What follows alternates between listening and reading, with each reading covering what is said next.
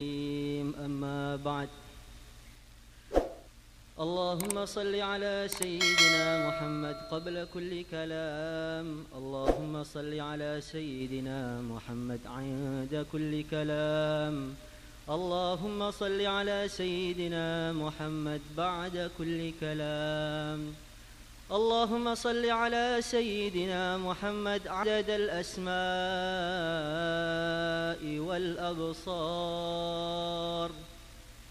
اللهم صل على سيدنا محمد عدد ما وسعه علم الله قال الله تعالى في كتابه الكريم وأما بنعمة ربك فحدث وسئل النبي صلى الله عليه وسلم عن صوم يوم الاثنين قال ذاك يوم ولدت فيه.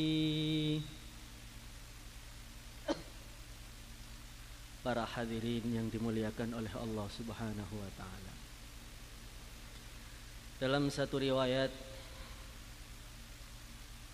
nanti setiap orang di akhirat akan dipanggil, dihadapkan kepada Allah Subhanahu wa taala.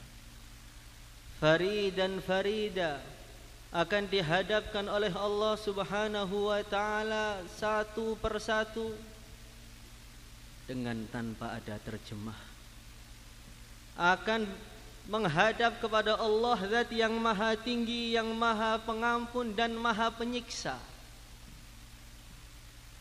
Maka Allah Subhanahu wa ta'ala akan bertanya kepada hamba tadi, Abdi,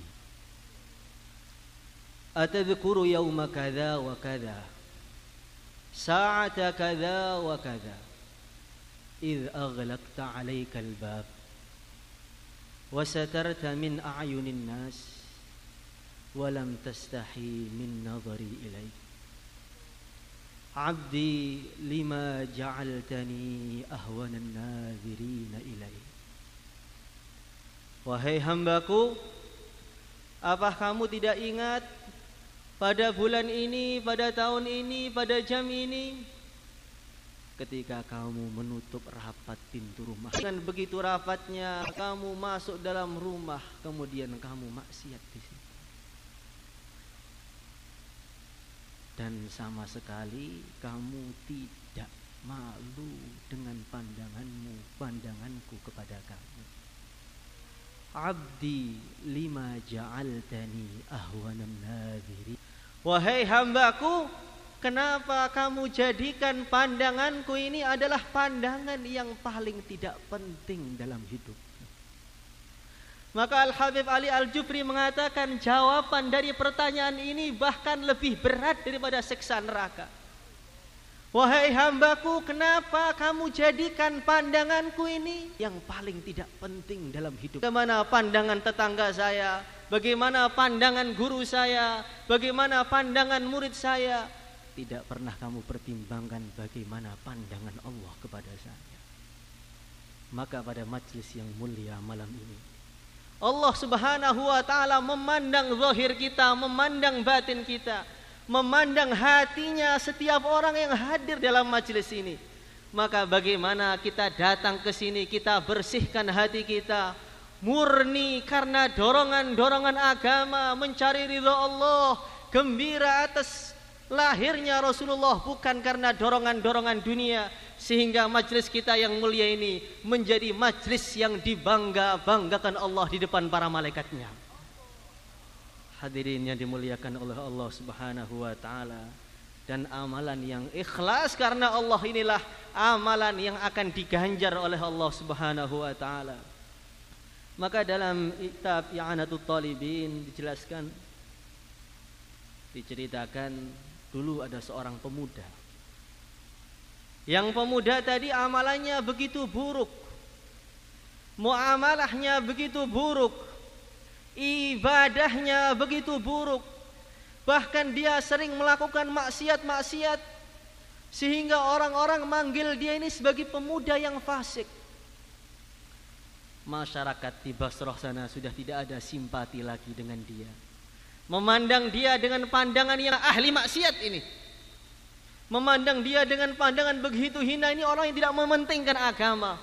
Maka pemuda tadi yang hari-hari maksiat tiba-tiba mati.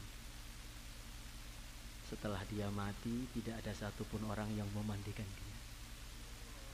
Bahkan tetangganya sendiri tidak mau nyolatkan dia, tidak mau ngurus jenazah dia, sehingga jenazahnya itu di dalam rumah tidak ada yang ngurus satupun.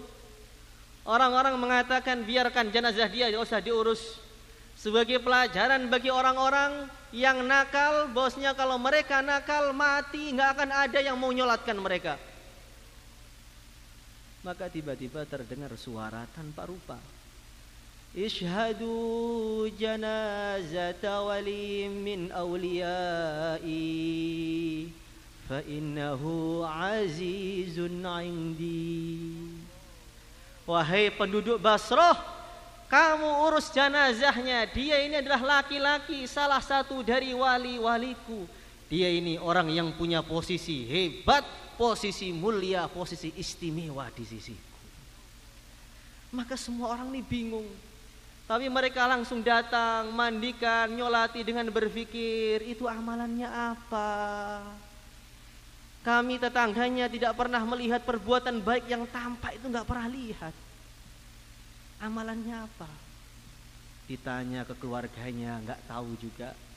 Ditanya kepada anak istrinya, mereka berpikir berbulan-bulan tidak ada jawaban tentang amalan yang dia simpan, yang dia sembunyikan. Maka tiba-tiba ada satu ulama ini istikharah, zikir sampai, ya Allah, tunjukkan kepada saya sebenarnya amalannya dia itu apa.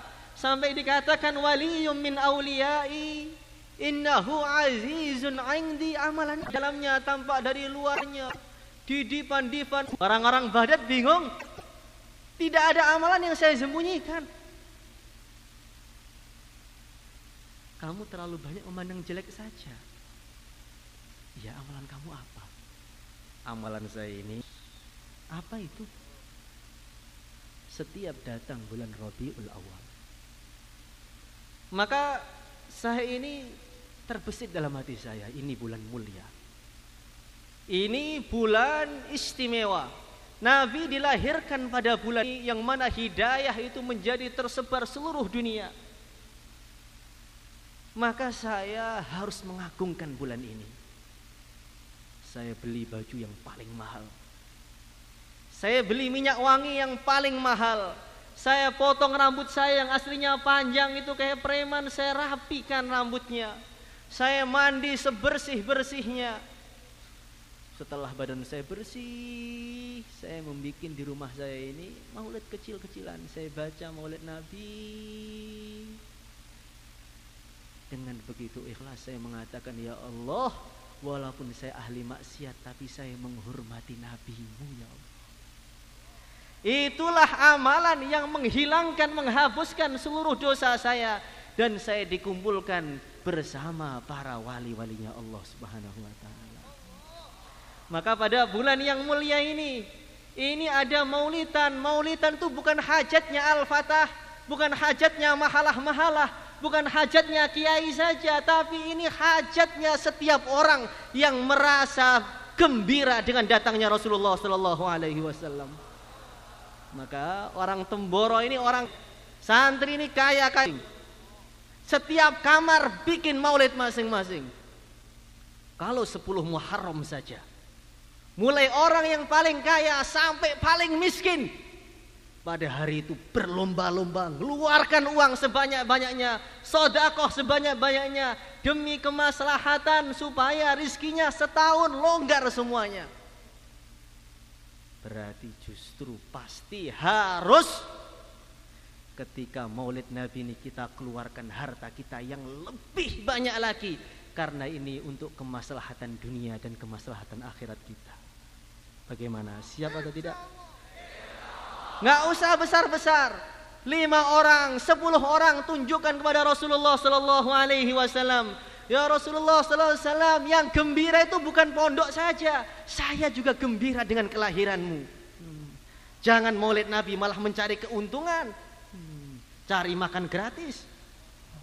Hari ini hari korban, bukan hari menunggu orang yang korban. Bagaimana? Siap? Jangan ada satu rumah yang gak ada maulidnya. Kurang gembiranya dengan Nabi.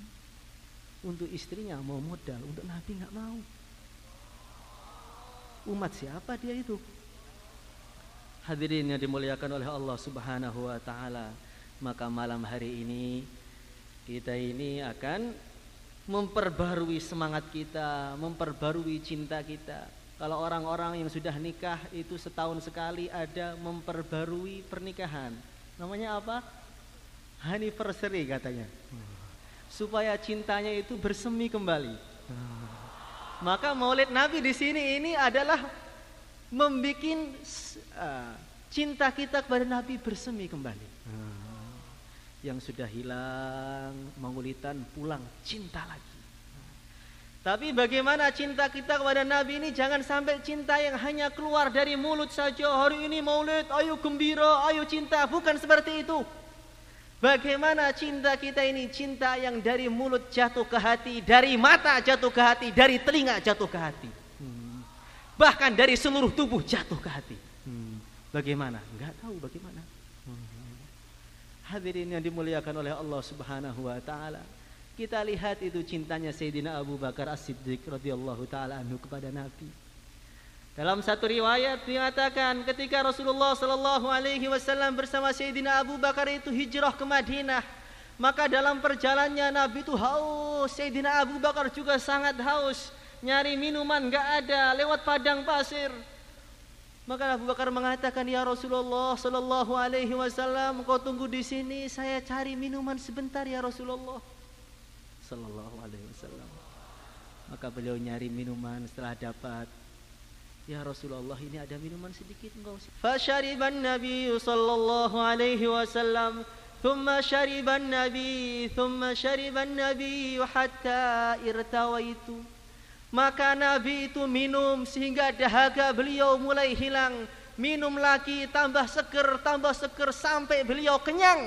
Ketika beliau kenyang saat itu juga saya juga langsung kenyang. Saya kenyang bukan karena saya minum, saya kenyang karena saya melihat kekasih saya sudah kenyang. Itu namanya cinta. Cinta itu seperti itu. Maka Nabi suatu ketika Rasulullah SAW sedang sakit. Ini ada yang mengatakan Nabi Abu Bakar kepada Nabi, ada yang mengatakan Imam Syafi'i kepada Imam Ahmad. Sedang sakit, maka Sayyidina Abu Bakar itu dengar kaget, langsung dijenguk itu Rasulullah Sallallahu Alaihi Wasallam. Ketika dijenguk melihat Nabi sakit, Sayyidina Abu Bakar langsung sedih, lemes sampai rumah. Ganti Sayyidina Abu Bakar langsung sakit. Enggak berselang lama Nabi pun sembuh. Ketika Nabi sembuh, Nabi menjenguk Sayyidina Abu Bakar As-Siddiq radhiyallahu taala anhu. Ketika Nabi menjenguk, Nabi itu buka pintu kamar Sayyidina Abu Bakar. Ketika Sayyidina Abu Bakar memandang wajahnya Nabi, maka cahaya kenabian tadi menghilangkan seluruh penyakitnya Nabi Sayyidina Abu Bakar. Maka beliau mengatakan, "Maridul habibu fa'udtuhu فمرضت لأسفي عليه شفي الحبيب فزارني فشفيت لنظري إليه." Maridul habib, kekasihku sakit. Fa'udtuhu, kemudian aku menjenguknya. Famaridtu li asafi alaih, kemudian saya juga ikut sakit karena saya sedih melihat kekasihku sedang sakit. Syufiyal habib, kemudian Nabi itu sembuh. Fazarani, kemudian beliau itu ziarah kepada saya. Fasyufitu linadhari ilaih, maka saya langsung sembuh karena saya memandang wajah Rasulullah sallallahu alaihi wasallam. Wa maridin anta aiduhu qad atahu Allahu bil faraji. Kalau ada orang sedang sakit, sangat sakit, Kemudian Nabi datang, maka pedihnya rasa sakit sama sekali tidak seimbang dengan nikmatnya memandang wajah Nabi. Hadirin yang dimuliakan oleh Allah Subhanahu wa taala. Satu kisah lagi Sayyidina Abu Bakar juga ini. Orang yang cinta itu Masya Allah, hatinya itu betul-betul nyambung. Sayyidina Abu Bakar itu ketika Fathu Makkah, maka ada kegembiraan yang sangat istimewa. Ayah beliau Abu Quhafah masuk Islam. Maka Sayyidina Abu Bakar itu gembira sekali, ini ayah saya masuk Islam, berarti dia akan selamat dari neraka di saat banyak ayahnya sahabat yang tidak masuk Islam. Ketika gembira sebentar langsung nangis, tampak sedih mukanya. Maka Nabi bertanya, wahai Abu Bakar, ini hari kegembiraan. Aslama abuk wa naja minan nar. Ayahmu sudah masuk Islam, ayahmu sudah selamat dari neraka, kenapa kamu malah nangis?